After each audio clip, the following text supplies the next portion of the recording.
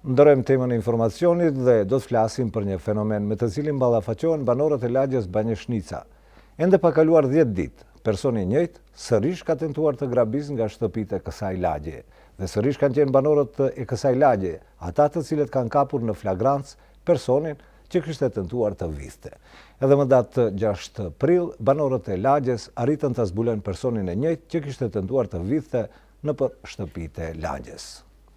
Pa kaluar 10 ditë, personi i njëjtë sërish ka tentuar të grabisë nga shtëpitë e lagjes Banjeshnica në Gosivar. Sërish kanë qenë banorët e kësaj lagje që kanë kapur në flagrancë personin që kishte tentuar të vidhte.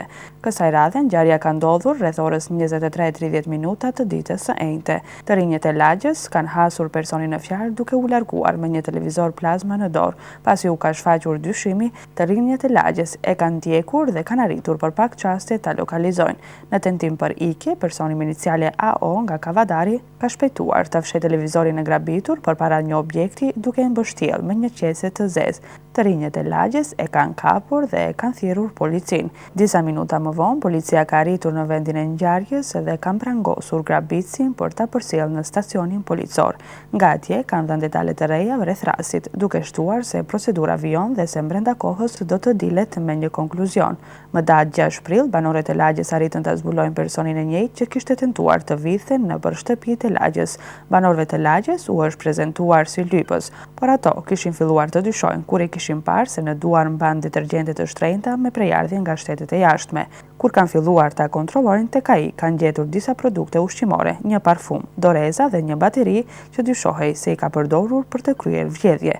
Më pas, banorët e lagjes njoftuan organet e rendit. Pikërisht, ky denoncim i banorëve të lagjes Banjeshnica ishte arsyeja që policia të bie në gjurmët e grabitësit Serik, i cili dyshohet të ketë kryer 14 grabitje në objekte banimi brenda qytetit.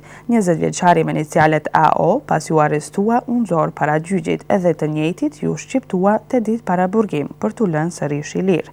Nga policia e Gostivarit nuk u përgjigjen në pyetjen se personi në fjalë vazhdon të mbetet në liri, edhe për skaj përsëritjes të veprës disa herë me radhë. Informatat tona flasin se personi në fjalë është i njohur për organet e rendit si një person patologjik i cili disa herë ka vuajtur dënim me burg.